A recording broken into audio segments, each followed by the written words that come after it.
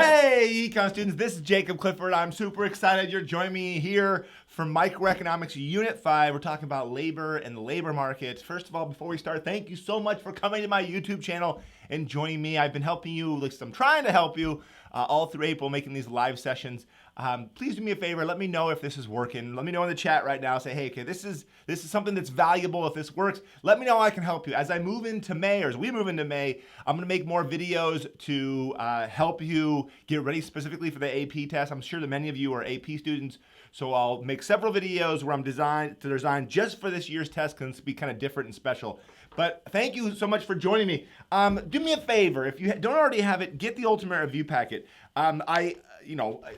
If you're watching my videos and you like my videos, you're like, oh, this is super valuable. Then, and seriously, if I'm giving you, I don't know, a few bucks of help, then it would be nice and good for economics to be like, oh, I'm gonna pay you for that benefit. If you're just yanking all these videos like, oh, super helpful, but I'm not gonna help you out, then that seems a little one-sided. That said, I'm not trying to guilt trip you, I'm just trying to pay the bills.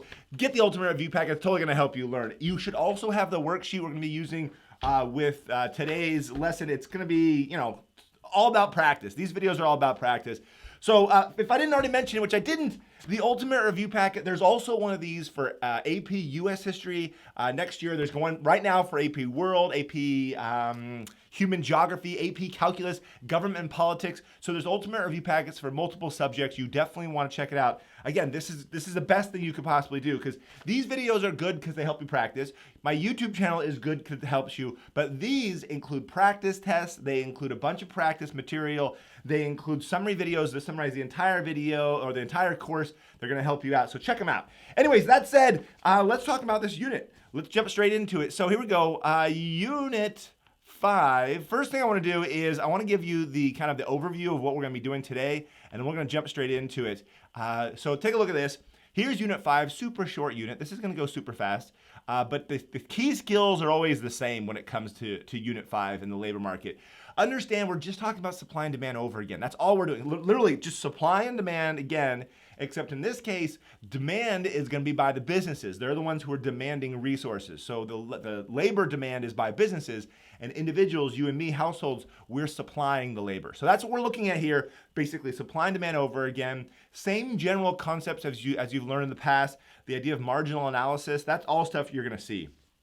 That said, if you haven't seen it, take a look at my summary video. Remember, every single one of my units, the units has a summary video. It's right here. This is the unit summary video. This is in the Ultimate Review Packet. These are the best thing to watch because this proves if you get everything. I'm not going to be able to cover everything in these videos. I'm not going to spend a lot of time on monopsonies. There's a lot of concepts inside these concepts I'm not covering, but these summary videos cover them all. And again, every single unit has a summary video, so take a look at those. All right, that said, let's jump straight into it. Again, it looks like you guys are, I appreciate the people are saying good things about the packet.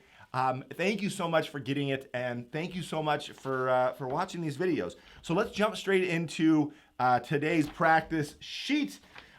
Like I said, if you haven't been to one of these practice videos before, keep in mind that it's just all about practice. You've got the practice sheet, and here it is. Basically, I'm covering the key skills that you're going to see in an introductory microeconomics class or AP economics class. This is what you're going to see every single time, the same sort of questions. All I got to do is change the numbers. So your professor might change the numbers, but it's all the same darn question. For this first one, I'm literally doing it 3 times. So you're doing the same idea 3 separate times over and over again. So if you can do it once, and if you can do this first part, then you understand the skill.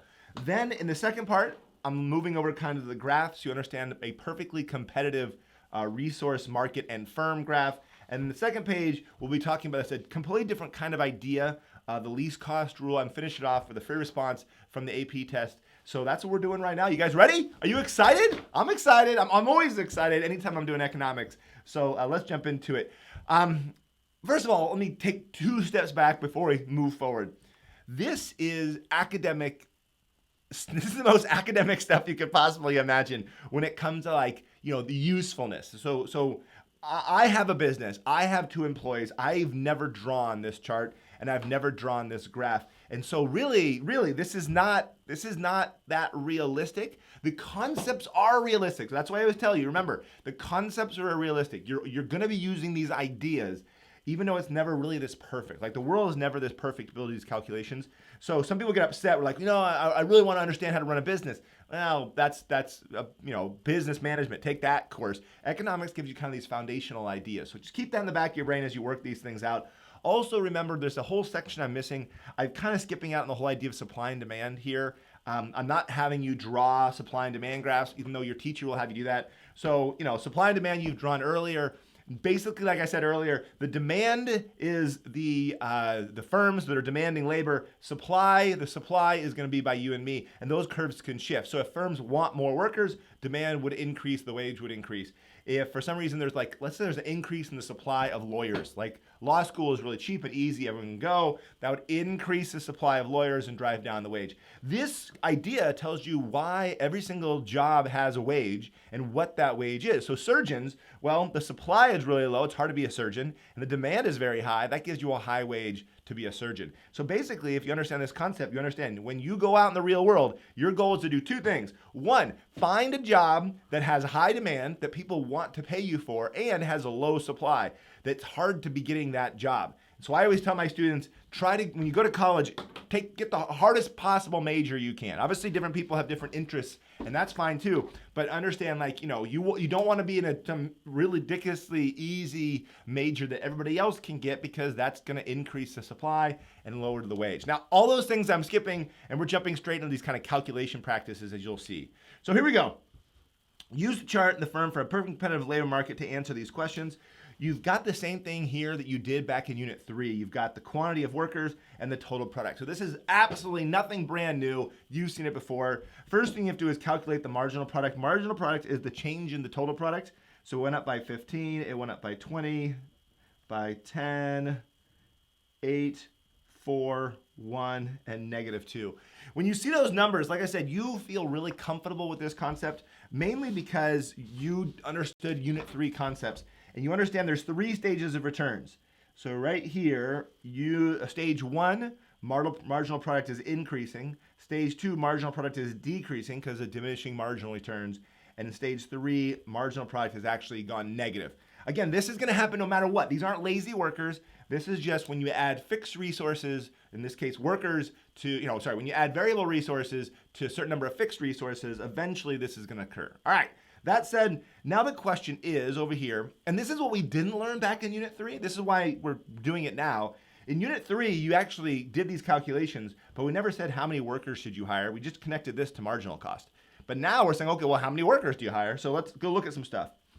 Assume that the price is $3 for the product and the wage is 15. That is essential information. We couldn't answer this if it wasn't for that information.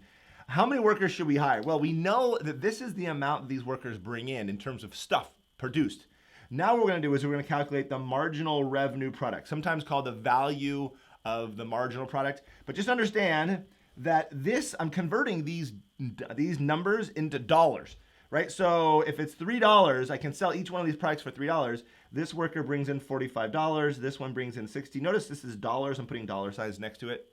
This worker brings in $30. This one brings in 24. This one brings in 12. This brings in $3. I'm never going to hire the 7th worker. That one is out. I'm definitely not going to hire that person ever, simply because why would I hire you if you add -2 additional output? Remember, this is because workers are in each other's way. So you get that concept? Okay, cool. If you got that, let's figure out how many workers we hire. Well, if the wage is 15 over here, do we hire the first worker? You're darn right. They bring in $45 and I can hire them for 15. I'm going to hire you. This is just marginal analysis. I'm going to hire this worker. I'm going to hire the 3rd, 4th. I am not going to hire the 5th worker. The right answer here is 4 workers, because I will never hire the 5th because they only bring in $12 and it costs me $15 to hire them. So this one, the reason why, and this you have to feel comfortable, make sure you're explaining, it's where the MRP equals the MRC. And I do those calculations pretty quick. This is the MRP, the value that the workers generate, and the MRC is just the wage, because this is a perfectly competitive firm. It's a wage taker. Every single worker has to work for that $15, right? That's the idea. If you understand that concept, next thing requires some calculations, and this is what I'm kind of throwing at you. I need you to calculate the profit. Now, profit, profit equals the total revenue minus the total cost. All that information is right in front of you. So the question is, and it's all here, how do you get it? Well, first of all, let's do the total revenue. Total revenue, how many units are we producing? Well, four workers are producing 53 units. I'm gonna write that up here. 53 units are sold for $3 each. That is what, $159 of revenue. All right, first thing we got is $159 of revenue. Okay, again, this is where students start getting confused because they're like, wait, am I using 4? Like, no, 4 isn't output. 4 is the number of workers.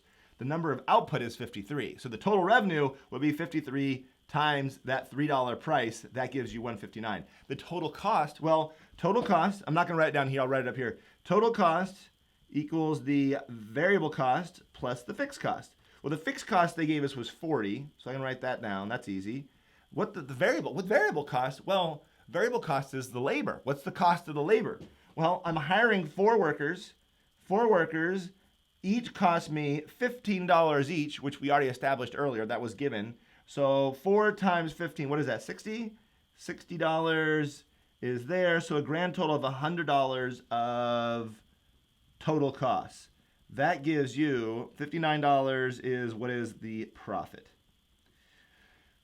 So the answer to question number 2 is $59 profit. This skill that you just did is the skill that you have to be able to do multiple times. Hopefully you got it right. If you didn't, that's okay. We're going to practice again here in question 4 and in question 6. So feel comfortable doing it over and over and over again. Now we're moving on to the second thing. Notice when you see these questions, we can change different stuff, right? I can change how much workers are generating. I can change their marginal product. I can change the price. I can change the wage. Any one of those things change, those could potentially change how many workers you hire.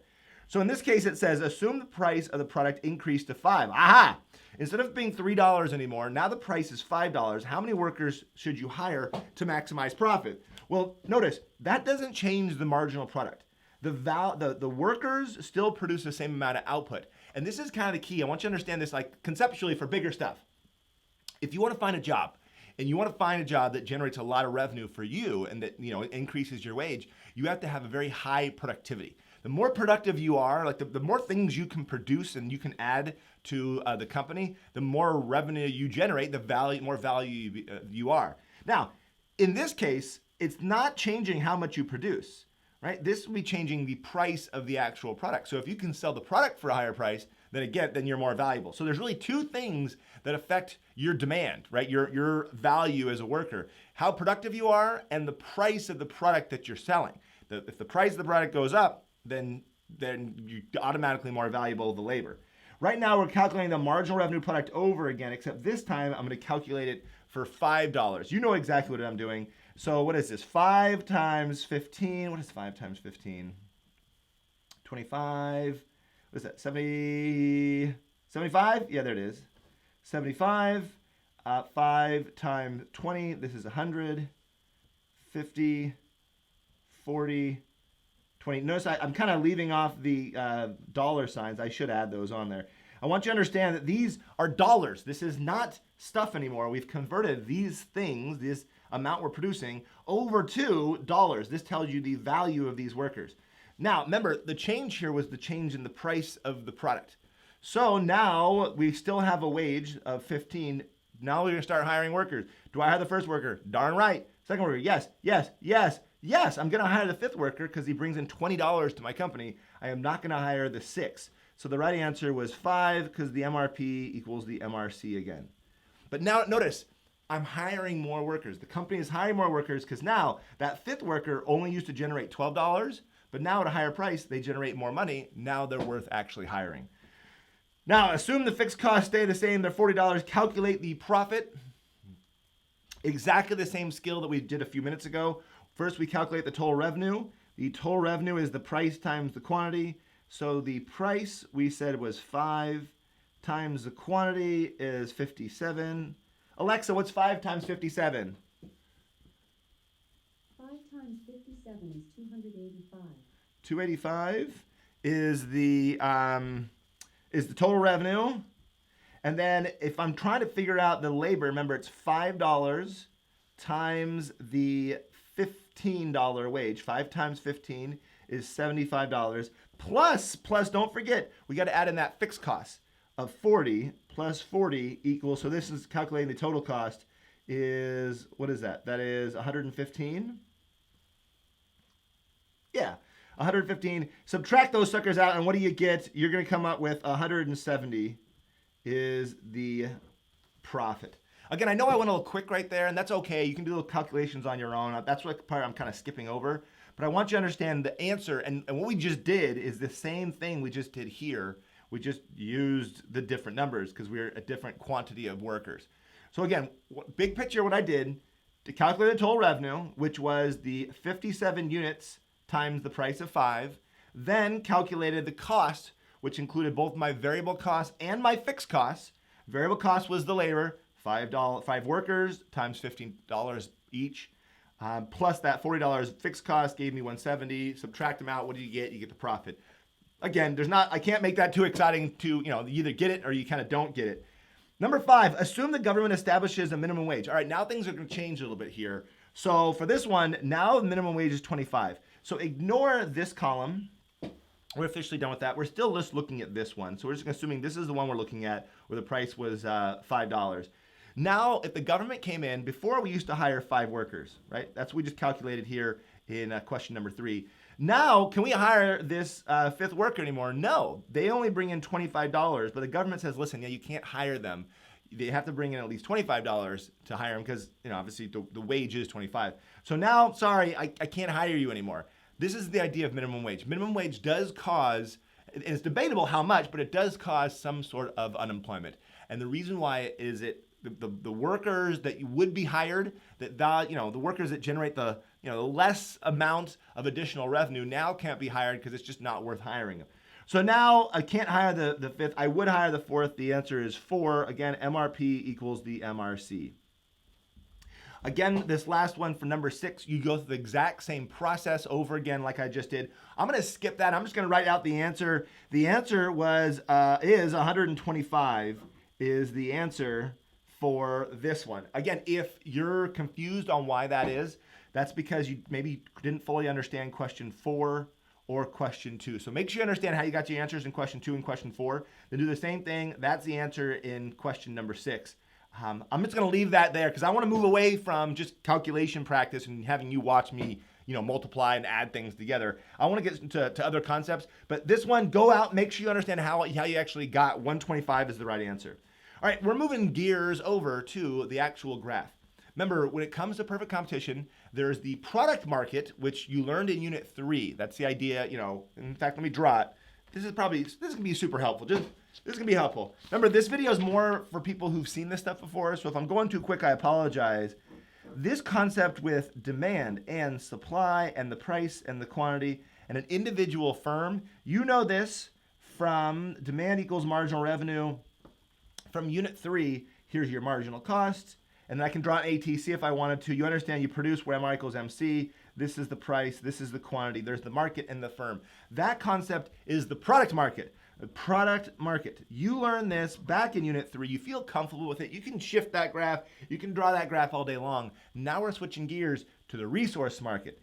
In the resource market, which is also called the factor market, we've got the same thing except a few changes. First one, it's wage, because we're looking at labor, and this is the quantity of labor. So we got a wage and we got quantity. Again, we just have demand and supply, which is easy. You got that concept down. There's the wage at equilibrium. There's the quantity. We still have this idea of a taker. Instead of being a price taker, these workers in this firm is a wage taker. Everyone's got to work for that same wage. But it's not the demand, right? This is the supply, which is the marginal resource cost. Every single person is going to supply their wage and their labor at that same wage, every single one of them. And the marginal cost up here that goes down and up, the marginal revenue product goes up then down. It's the exact opposite. We learned why if you saw the practice video for Unit 3. This is the marginal revenue product, which equals the demand. And you hire this many workers right here. That's the quantity from how. If you're freaked out, don't freak out. Don't freak out. You've already learned this one. That's the product market. Now we're just adding this one, which is the resource market. Same principles apply.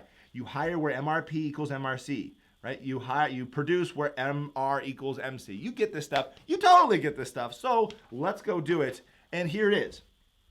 On the graph, show the MRP for different firm, other than the one above, for a perfect competitive labor market. So question 1, assume the wage is 20, draw marginal resource costs, and identify how many workers would be hired. All right, the wage is 20, just draw that over. In fact, let me draw it something that's easier for you to see. What is this again? What is this label? What would you label this? This is the marginal resource cost. It's the supply. This down here is the demand. So before in the product market, the horizontal line was demand, now it's supply. So don't freak out, you know that. Question is, how many workers do you hire? Well, you hire where MRP equals MRC, which that concept you totally feel comfortable with. This is going to be 8 workers. Now, understand the idea. This is like profit maximizing. Would I hire the 5th worker? Sure. The revenue is greater than the cost. Additional revenue greater than the cost. Additional revenue greater than the cost. Additional revenue equals the cost. I would never hire the 9th worker because the additional cost of that worker is $20, but that worker only brings in $15 to my company. I'm not going to hire that worker. I'm going to hire right there. Assume the fixed cost is 50. What is the total cost of hiring the profit maximizing quantity of workers? Okay, so now we're doing the same thing we did earlier. We're calculating, not profit in this case, but we're calculating the cost given just a graph. So the thing is, can you read the graph? Well, first of all, there's 8 workers and they're being paid $20 each. That's their wage. That's the variable cost. So total cost equals the variable cost plus the fixed cost. Fixed cost was given of 50. So all we got to do is figure out the variable cost. Well, that's right in front of you. We're assuming that labor is the only cost, variable cost. So 8 times 20 would be, what is that, 160? 160 is your labor cost. So 160 plus 50 gives you 210. 210 is your total cost. Your total cost, 210, that's question number 8. That's how much, you can actually draw a box of that variable cost if you wanted to. You don't really draw boxes much here in the labor market, but that's the right answer for question number 8. Now, next part, doing the same thing over again. Assume the firm produces a perfect competitive product, market price, and price is, the product is 2. So the price is 2. How much, there's a different question. Actually, I'm sorry. I got ahead of myself. 10 is what we did earlier, except there's a change in the wage. Look at number 2. This is a kind of weird question you'll see on your test, maybe in a multiple choice, because, there's a lot of assumptions we make in economics. So stay with me here. Assume the firm produces a perfect competitive product market and the price is $2. How much additional output did the last worker produce? So there's some concepts here you got to understand. First of all, what is the marginal product of the last worker? In other words, how much additional revenue did that last worker generate? Well, we know just by looking at the graph, that's the marginal revenue product. Then they generated $20 is how much they generated. The question now is how much output did they produce? Well, if we're calculating the marginal revenue product equals the marginal product times the price. And they just told you the price is 2. So if the price is 2, that means this has to be 10. 10 is the marginal product of that worker. Now, again, the world's never this perfect. It really isn't, and so you really couldn't calculate that in real life. But giving these equations and these assumptions, what we did right here, if you got this, we did the opposite and reverse of what we just did up here. We calculated the marginal revenue product earlier. This was using this equation, marginal product times the price. This is what we used to calculate this up here. In fact, I know you can't see. So, So the marginal product times the price is what we calculate up here. Now it's basically asked you everything in reverse. It's saying, okay, if I gave you the marginal revenue product and I gave you the price, well, what's the marginal product? Well, there you go. The answer was 10. This worker added 10 additional output times $2 gave us the $20 marginal revenue product. Is that making any sense? You guys feeling good about this? You good? I hope so. Let me know. Someone said they're a big fan of Mr. Clifford from Tokyo, Japan. That's awesome. Cool. All right. Assume instead that the wage is 30. Now, new question. The wage is now 30, so let's go ahead and draw that on instead. Bam. There's the wage of 30. Obviously, we would hire 6 workers is the right answer here. So if the wage changes, obviously where it hits the MRP changes, so that just tells you how many workers we hire, just like you see back in the product market. Last question. Assume the total fixed cost is 50. What is the total cost of hiring the profit maximizing quantity of 6 workers? So we're connecting question 10 and question 11. So fixed cost is 50. We're hiring 6 workers times 30. 30 times 6 is 180. So that would give you, what, 230? Yeah, $230 is the total cost. We don't know I guess you could calculate it, but that's not really the point. You could show the idea of profit on this graph. Yeah, but you don't usually see that introductory econ microeconomics class. These are the kind of questions you're going to see. Now let's take a step back. First of all, do me a favor. Number one, please let me know 1, 2, 3, 4, 5, and 6. Let me know how you guys did in part 1. Did you get 6 out of 6? It was supposed to be for 6 points. Let me know right now in the chat and the comments below. Let me know if you got 6 out of 6 in the first part. This is going to help me know what to teach you in the future. And if you got 1 out of 6, and obviously this is what we need to practice. And then do me a favor, when you're done doing that, 1, 2, 3, 4, 5, let me know how you did out of 5, 2, 3, 4, 5, for the bottom one as well. So how'd you get out of this one? Did you get, 6 out of 6, 3 out of 5? Let me know. Go ahead and write that out right now in the comments so I can see how you guys are doing. And as you're doing that, keep in mind, these are the 2 main calculation skills you're going to see in this unit. In fact, let me transition out of here. You're going to see the first one is, can you calculate how many workers to hire? That's just the classic question you're going to see out of this unit. Given the marginal product, given the price, given the wage, how many workers should you hire? Can you calculate the revenue, the costs, and the profit? So that's what we did in the very beginning. Awesome. Then in the second one, then I added in the graph and I made some changes to the graph. It's just the same idea over again. It's just with the graph. But those are the 2 main calculation skills that you have to be able to do in this unit. And hopefully you did well. It looks like most people did do well according to the chat. It says people think like they're getting it. And if you messed up, the question next, you always ask yourself, okay, why did I mess up? And if you messed up because you're like, oh yeah, I forgot to add in the fixed costs. Who cares? You're gonna get that later on. Just don't forget next time. If you messed up because you don't understand, how to get any of it, that's just a matter of practice. You definitely have it. Remember, economics is the painful elaboration of the obvious. This is an easy, it's intuitive, it makes sense. Oh, I'm hiring workers. How many should I hire? Well, if they bring in more revenue than their cost. So none of this stuff is hard. It's just a matter of practice. Okay, if you feel comfortable with that and it looks like the numbers say you are, we're going to switch gears over to a completely different idea, a different skill, and it's right here, the least cost rule. A lot of times you'll see this in the form of a multiple choice question. Maybe not. You won't maybe see it in a free response. It depends on what class you're in. But this is the concept, a completely different idea than what we just did. Notice we're not calculating MRP. We're calculating something else here. The table below shows the total amount of deliveries that can be made using 2 different resources, delivery drivers and drones. Assume that drivers cost $50 and drones cost $150. Fill out the chart, answer the questions. We're going to write this off to the side. These workers over here, this is the drivers on this side, they cost $50 each. On the other side, those drones cost $150 each. Now, again, nobody does this necessarily in real life. These calculations I don't do for my business, but just understanding the idea, this is important to understand just the general concept. What we're doing is this. We're trying to figure out what combination of workers and drones would be the best for our company. That's all you're really trying to do. So it says right here, with a constant constraint, an income constraint, you only have $450. What combination of drivers and drones would minimize costs while maximizing the total number of deliveries that you can make? And explain how you got that answer. Again, very, very, very contrived kind of question. I do want you to notice, before we jump too far into this, this is exactly like a concept you learned all the way back in Unit 1. Back in Unit 1, we talked about utility maximizing. We did the same exact thing. You found out what's the additional satisfaction you get from doing one thing, and divided by the price of that thing. What's the additional satisfaction of the other thing divided by the price of that thing, and then you pick the one that gave you the most satisfaction. It's exactly the same thing you're seeing here in Unit 5.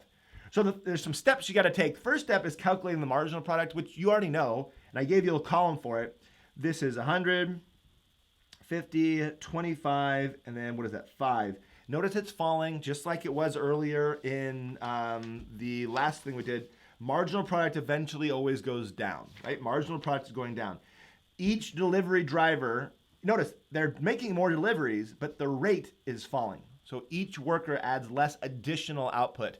That is a big concept, and that is important when you run a business. You need to know, I can't just keep hiring workers and expecting more and more output from each individual worker. If I only have a certain number of trucks for those workers, then I can't expect, hiring another delivery driver to be very helpful if I only have a few trucks. Over here, marginal product for those drones, we're looking at drones, is 150. What is that? This is 75, 45, and 15. All right, now we have marginal product. Again, it's going down. Now that you have those numbers, let's start analyzing this question. With $450, what combination of drivers and drones? Well, here's the mistake students make. They go, well, okay. First of all, a couple things they do wrong here is they start thinking, well, obviously the drones bring in a whole lot more. So maybe I should just go and get as many drones as I possibly can, or many drivers as I possibly can. The trick to this is understanding there's a calculation you have to do. It's the least cost rule. Now I'm doing, these are not in like terms, right? Yes, this very first drone gives me an additional 150 deliveries, but don't forget, that drone is $150. It's 3 times the price of those workers. So to put these in like terms so I can really compare them, I'm going to make them the same by dividing the marginal product times the price.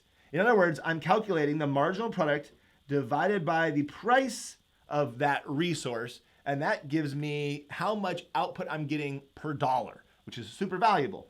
So if I take the marginal product of 100 divided by 50, this gives me 2, this is giving me 1, that's going to give me 0.5, this is going to be 0.1. I've done the calculations pretty quick, but again, all I'm doing is taking the marginal product, which is here, dividing it by the price, 100 divided by 50. 50 divided by 50, 25 divided by 50. Over here, same thing, marginal product divided by the price, except I'm using this price because I'm looking at drones. 150 divided by 150, that's 1. This next one's going to be 0.5. This one's going to be 45, 150, 0.3, and then 0.1, right? This is, 0.1. What I've calculated, again, tells me how much output I'm getting per dollar spent. Which one should I hire first? Well, it depends how much money I have, and I do have money. So which one should I hire first? Well, I should definitely hire the very first worker. Why? Because they give me 2 output per dollar spent, which is actually better than those drones. Right? This first worker is actually, when I'm factoring in how much it costs, is actually better to hire that first worker according to this. This next one, well, they're the same. Each one is 1, and I have enough money to hire both of them. So I'll hire the second driver and the very first drone. I'll go get that drone.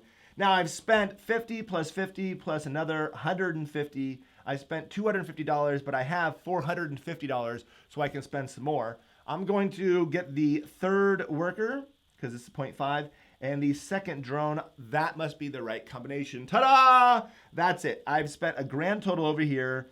This is 50 times 3, 150 over here. Over here I've got 2. This is $300 over here. 300 plus 150 gives me my 450. That is the best combination possible. So the right answer to this question is 3 drivers and 2 drones. Again, super contrived. This is just good old academic-y stuff, but the concept's super important. When you're hiring workers and you're looking at, machines and what should I hire, you have to be thinking, okay, how much is the cost of that machine and how much more output does it generate for my company? Now, to explain this, there's multiple things you could actually write out. What I wrote out was this. So this is the answers I wrote out here. I used the cost minimizing rule. I calculated the marginal product per dollar for both drivers and drones, and then hired the one that gave me the most output per dollar. I just write down the equation again. Marginal product of good X divided by the price of good X equals the marginal product of good Y divided by the price of good Y. This is like the equation form of that same concept. You calculate this, and then if this one's higher, then you buy it. And if then this one comes higher, then you buy it. Eventually, they'll equal, which they did. They equaled right here. And when they equal, that's going to be the combination that is the best combination. And that it is. Let's prove that's true. First of all, let's answer question 13 and then prove that it is actually true what I'm saying. What I'm saying is this combination of 3 drivers and 2 drones will give you the most total deliveries at the lowest possible cost. In other words, it's the best way to spend that $450. There's other ways to spend it, but this one would be the best. This would give you the most deliveries. So let's go answer this question. How many total deliveries can be made each day with this combination? Well, 3 workers do 175 deliveries, and 2 workers do, this is plus 225, a grand total of, what is that? That is 400 deliveries. 400 deliveries is the total most amount of deliveries you can get with that $450, right? Let's just prove really quick that's true. Let's instead say we spent all this money, this $450, on buying just drones. So that we could buy 3 drones, right? So 3 drones that we could buy with $450. This is not the right answer. I should cross that out. But let's just say, let's go 3 drones. 3 drones, we spend $450 to get it. But again, they can only produce 270 deliveries, which is clearly less than 400. So again, this is like a quick way of calculating, and not really that quick actually, but this is a way of calculating how to maximize your resources and how to combine 2 resources and get the least cost. This is the least cost rule because this is the lowest it's basically profit maximizing, except you're using the 2 different resources at the lowest cost to get the most amount of output. Hopefully that makes sense. Again, you might not see this in a free response. You're more likely to see this in a multiple choice question where they kind of ask you, throw in some numbers and have you do a calculation. But just understand the general concept. If you get that, awesome. All right, I'm switching gears one more time. First of all, let me know how you did. This is just out of 2. Let me know right now in the comments how you did. 2 out of 2. I know I'm just hauling butt. I'm going super fast. But really, there's only one way to learn this stuff, and it's just to practice. So I wanted to throw this at you, see how you did, and make sure you see it again. We're going to switch gears and go to this last free response. This one was from an older free response from the AP test, but this is like the perfect example of what you might see in terms of calculations. So I'm just going to jump straight into it. The GW company produces and sells a perfect competitive market price of $2 per hat. That's important. Assume the labor is only variable input and the wage is 15. The table below shows their short run production function. Now, the difference between this one and the one we did a few minutes ago is the fact that this one is vertical and this one is horizontal. It's exactly the same thing. In fact, I remember my students coming back like, we saw something we'd never seen before. I was like, no, you've seen it before. It's the same exact thing. It's just, and if that freaks you out, just redraw it vertical, I guess. I don't know. Anyways, right now, which worker do diminishing marginal returns set in? First, we have to do the calculation. Let's calculate the marginal product. So first worker adds an additional 10. Next worker adds an additional, 16.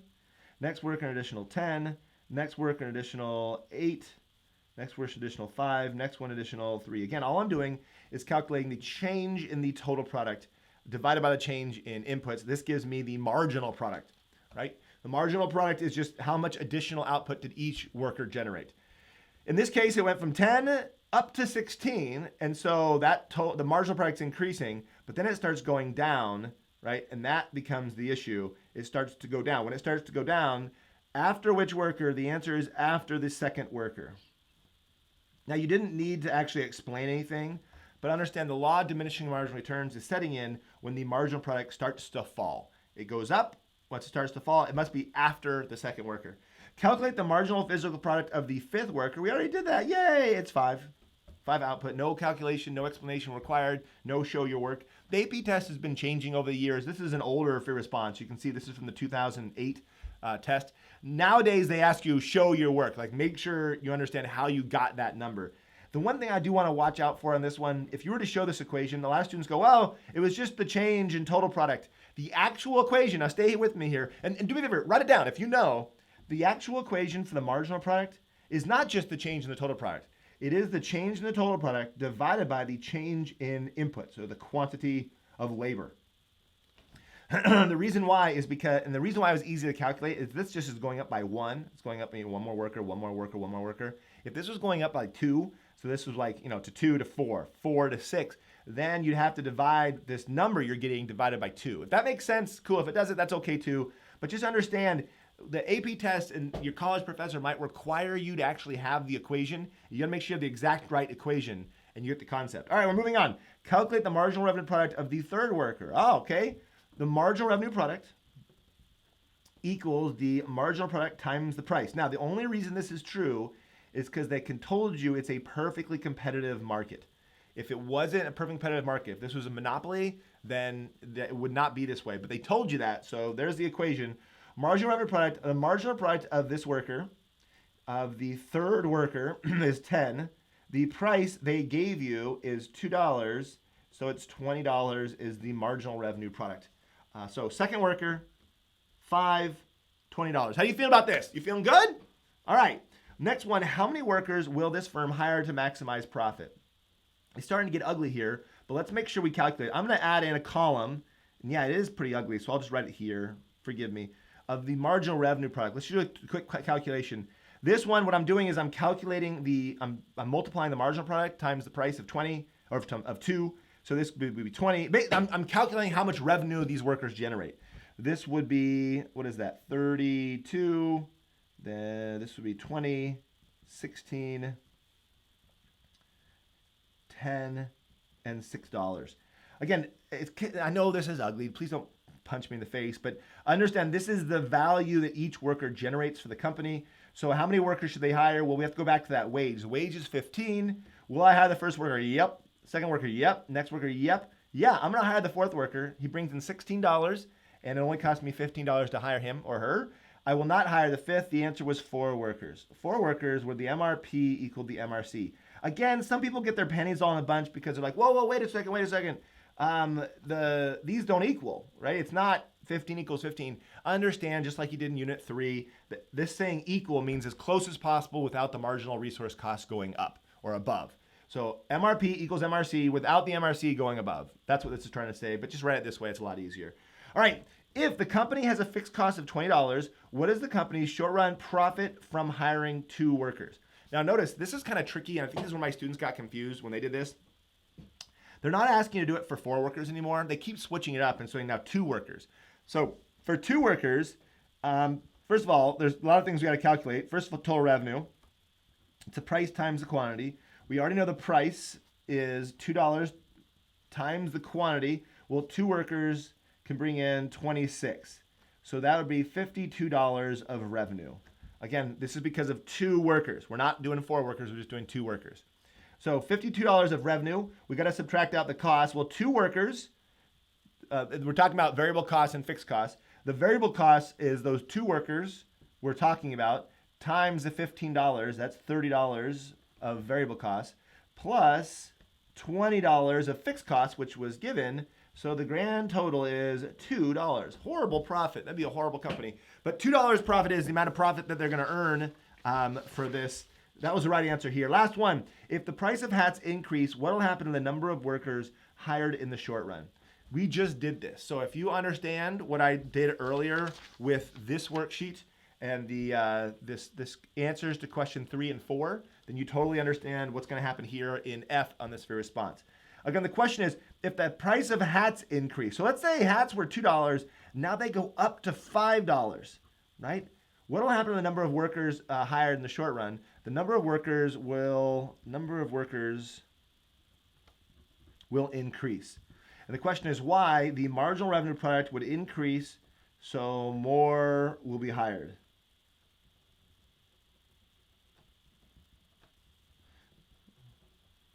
So on a graph, you understand the concept. What it looks like, just stay with me, if your marginal revenue product goes up because the price of the product goes up, that would increase the marginal revenue product. Each worker would generate more revenue. That means you'd hire more workers. That makes sense. That's just an increase in demand, right? So that's what's going on here. If the price of hats increase, again, there's 2 things. Just remember this. There's 2 things that increase. Now, again, the reason you're remembering this is because this is not just graphs. This is life. If you want a job with a high wage, right? And we're talking about like, market equilibrium. There's 2 things that increase the demand. 2 things that increase the demand for labor would be an increase in the price of the product, right? Or an increase in your productivity. Those 2 things increase the marginal revenue product, which is the demand for your labor. You want to go get a job. go out there, get productive. That's why you go to school. I mean, that's why I tell my students, the reason you're here at school is not just to learn how to do these calculations, it's how to be more productive, how to make better decisions. If you're more productive and you can do more stuff, a company's gonna be like, dude, this guy, this girl, they can produce a lot of stuff. They're really valuable to our company. The other option is go find something you're selling in the labor market where the people really value the product and the price is super high for that product. Either one of those things will increase the demand. The other side, obviously, we said in the beginning, was to decrease the supply. This means having a major that other people can't get, having some skills that other people can't do, being able to get a certification in something, passing the bar if you're a lawyer, understanding that there's things that other people can't easily do that keeps the supply low, and that's how you're going to find a high wage and a good job. Obviously not today because of COVID-19, it's pretty tough, but in theory, that's the idea. Now, hopefully this was helpful for you. Right now, let me know how you did when it comes to the actual scoring. The actual AP test scoring, this is what they numbered these out of. This was out of 7 points. So it was 2 points for that last one. So this is a grand total out of 7. So let's make sure you're on the same page as me. 1, 2, 3, 4, 5, 6, 7 for this last one. So that was 2 points. For a grand total of 7, right now in the comments, let me know how you did out of 7. Did you get 7 out of 7? Did you get 5 out of 7? 2 out of 7? Let me know right now because that, again, is going to help me know how many and what kind of free responses I'm going to do for you.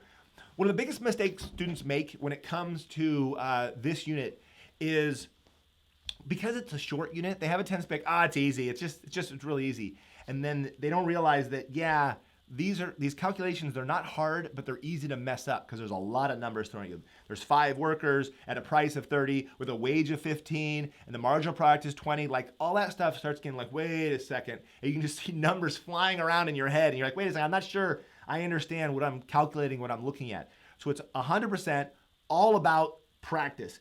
And so that's what I'm trying to do here with these practice videos.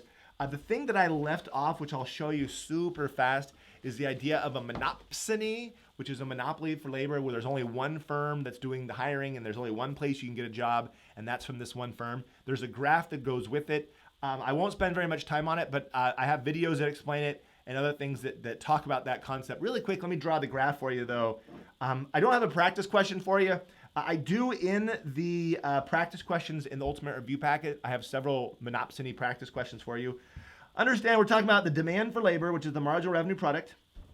There's a supply of labor, but for a monopsony, there's also a marginal resource cost that's higher than this.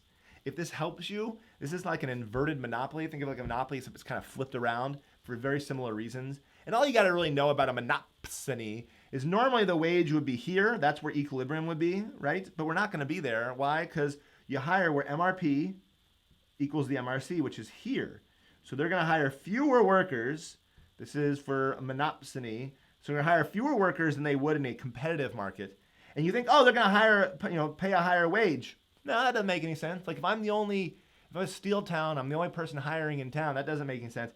I'm going to pay people what they're willing to work for, which is the supply.